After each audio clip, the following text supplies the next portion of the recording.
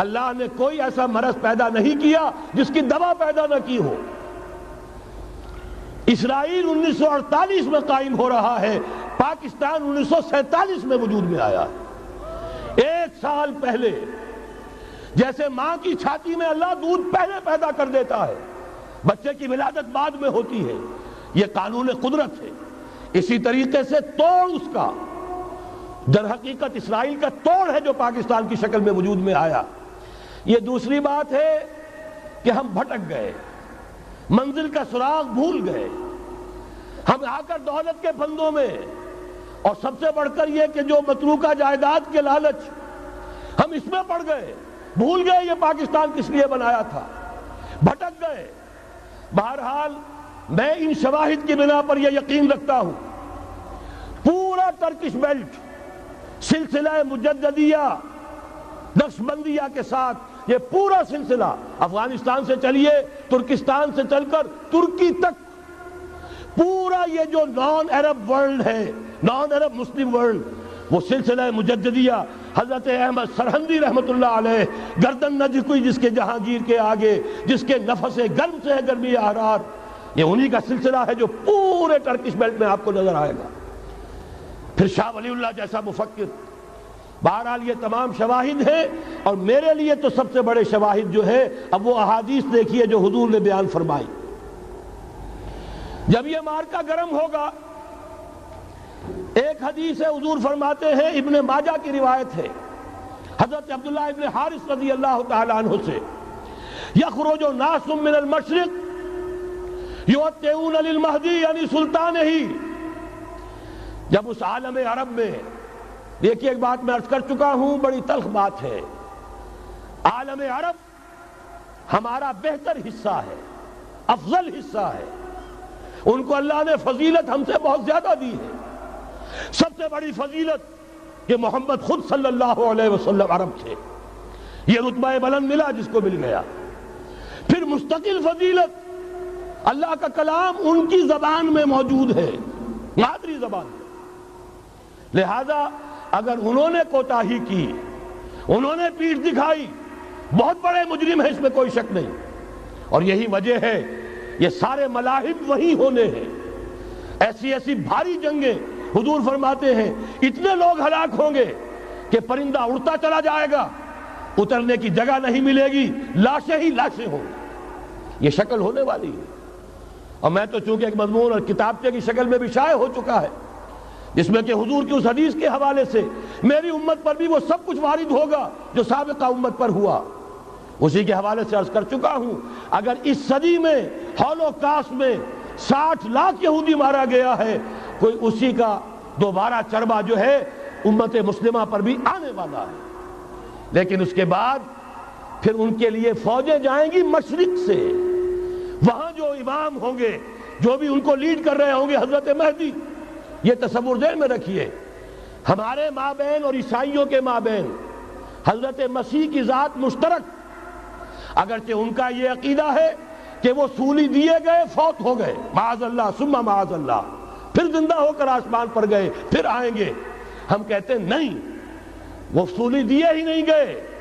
وہ زندہ آسمان پر اٹھائے گئے، واپس آئیں گے۔ گویا کہ بہت حد تک اشتراک ہے، لیکن ایک اختلاف بھی ہے۔ اسی طرح حضرت مہدی کے بارے میں شیعہ اور سنی تصورات میں اتفاق بھی ہے، اختلاف بھی ہے۔ یقیناً امت مسلمہ،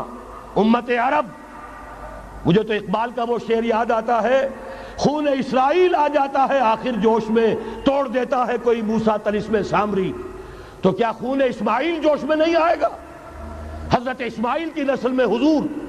اور حضور کی صاحبزادی حضرت فاطمہ رضی اللہ تعالی عنہ، حضور نے فرمایا میری اس بیٹی کی نسل میں اللہ تعالیٰ ایک شخص کو اٹھائے گا جو اس وقت مسلمانوں کی قیادت کرے گا۔ یہ چیز ہمارے اور اہل تشیع کے مابین مشترک، فرق یہ ہے وہ سمجھتے ہیں کہ ان کے 12ویں امام کہ جو آج سے 1200 برس قبل روپوش ہو گئے تھے وہ ظاہر ہوں گے، ہمارے نزدیک نہیں، وہ پیدا ہوں گے، نومولود ہوں گے، عام انسانوں کی طرح آئیں گے، ہوں گے نسل فاطمہ میں سے رضی اللہ تعالی عنہا، اور وہ اس وقت عربوں کی قیادت کریں گے۔ خون اسماعیل آ جائے گا آخر جوش میں، اور کوئی حضرت مہدی وہ آئیں گے اور اٹھیں گے اور قیادت کریں گے، دجال سے مقابلہ کریں گے اور اس ملاحم کے اندر قیادت فرمائیں گے، لیکن ان کی مدد کے لیے مشرق سے فوجیں آئیں گی۔ گویا کہ پہلے مشرقی کسی ملک میں یہ نظام قائم ہو چکا ہوگا، کوئی ایسی طاقت وجود میں آ چکی ہوگی کہ جب وہاں بھٹی دہکے گی تو وہاں کے مسلمانوں کی امداد مشرقی ممالک سے جائے گی۔ اور ایک دوسری حدیث میں، یہ تو ترمذی کی روایت ہے، کتب حدیث میں تیسرے نمبر پر کتاب یہی ہے،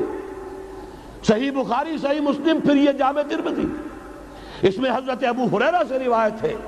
یخرج من خراسان رایات سود۔ خراسان میں بتا چکا ہوں حضور کے زمانے کا خراسان، افغانستان، کچھ حصہ پاکستان کا، کچھ روسی ترکستان کی آزاد ریاستیں جو ابھی ہوئی ہیں، تھوڑا سا حصہ ایران کا، یہ خراسان بزرگ، دی اولڈ گریٹر خراسان، یہاں سے فوجیں چلیں گی، سیاہ علم برآمد ہوں گے اور کوئی طاقت انہیں روک نہ سکے گی، ان کا منہ پھیر نہ سکے گی، یہاں تک کہ وہ ایلیا حضور کے زمانے میں یروشلم کا نام تھا، یہاں تک کہ ایلیا میں جا کر نصب ہو جائے۔ گویا کہ یہ جو ہمارے ہاتھ سے نکلا ہے قبضے سے، پہلے بھی عربوں کے ہاتھوں سے نکلا تھا بیت المقدس، یروشلم،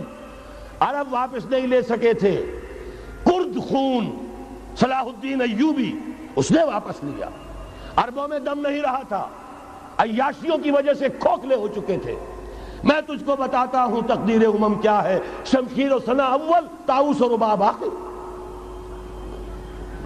یہی وجہ ہے کہ تقریباً 20 صدی کے بعد ان کی حکومت ختم۔ آشمارا حق بود گر خون بارک بر زمین، بر زوال ملک مستعصم امیر المومنی۔ یہ ہوا کہ نہیں ہوا؟ جبکہ آئے ہیں تاتاری ہورس، اور جنہوں نے کہ آخری خلیفہ بنو عباس اسے محل میں سے نکالا، ایک کھال کے اندر لپیٹ کر اور اپنے گھوڑوں کے سوؤں تلے کچل دیا۔ عرب معزول کر دیے گئے تھے، لیکن اب دوبارہ عربوں کو جب سہارا ملا ہے، لیکن اب بھی انہوں نے کہیں اسلام قائم نہیں کیا۔ کوئی روس کا غلام رہا، کوئی امریکہ کا غلام رہا، کسی نے اس کا ساتھ دیا، کسی نے اس کا ساتھ دیا۔ تہذیب ہے تو مغربی، تمدن ہے تو مغربی، وضع میں تم ہو نصارہ تو تمدن میں ہنود، یہ مسلمان ہیں جنہیں دیکھ کے شرمائے یہود۔ یہی معاملہ جب ان کا ہوا تو اب اللہ تعالیٰ کی طرف سے ان کے اوپر وہ عذاب کی بھٹی گرم ہونے والی ہے۔ لیکن اس کے بعد پھر یہاں سے جائیں گے وہ جو ان کی مدد کریں گے، اور یہ ایلیا کو واپس لینے والے یہ مشرق سے چلنے والے لشکر ہوں گے۔ یہ 2 حدیثیں ابھی سن لیجئے، اور تیسری حدیث یہ ہے، حضور نے فرمایا، یہ سنن نسائی کی روایت ہے، قال رسول اللہ صلی اللہ علیہ وسلم عصابتان من امتی احوذهم اللہ من النار احرزهم اللہ من النار۔ میری امت کے 2 لشکر ایسے ہوں گے جنہیں اللہ نے آگ سے نجات دے دی ہے، پہلے ہی سے ڈکلیئرڈ ہے۔ عصابت تغزو الہند، ایک لشکر کے جو ہند پر حملہ آور ہوگا، وعصابت تکون مع عیسیٰ ابن مریم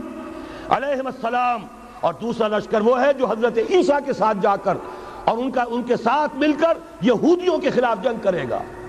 میں اس حدیث کا جو مطلب سمجھتا ہوں واللہ عالم، یہ اسی علاقے میں جب انقلاب آ جائے گا، یہ علاقہ خراسان اور پاکستان، جب یہاں نظام خلافت قائم ہوگا، یہاں سے اسلام کی توسیع ہوگی، اور یہاں سے جانب مشرق ہند اور جانب مغرب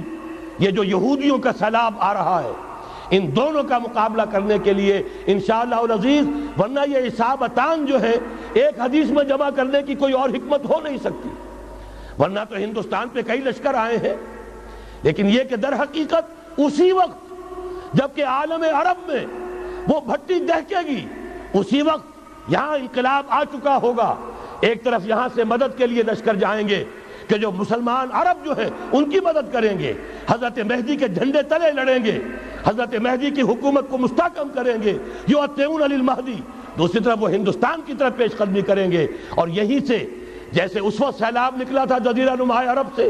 ایک داہنی طرف ایک بائیں طرف، ایران، افغانستان، ترکستان، ادھر مصر، لیبیا، الجزائر، مراکش، موریطانیہ، اسی طریقے سے انشاءاللہ اسی علاقے سے اس کا آغاز ہوگا اور بات آگے بڑھے گی۔ تو غرب اصل اصل حاصل کیا ہے؟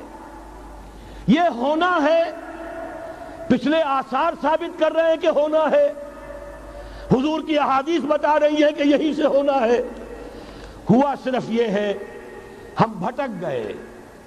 ہمیں اپنی منزل یاد نہ رہی۔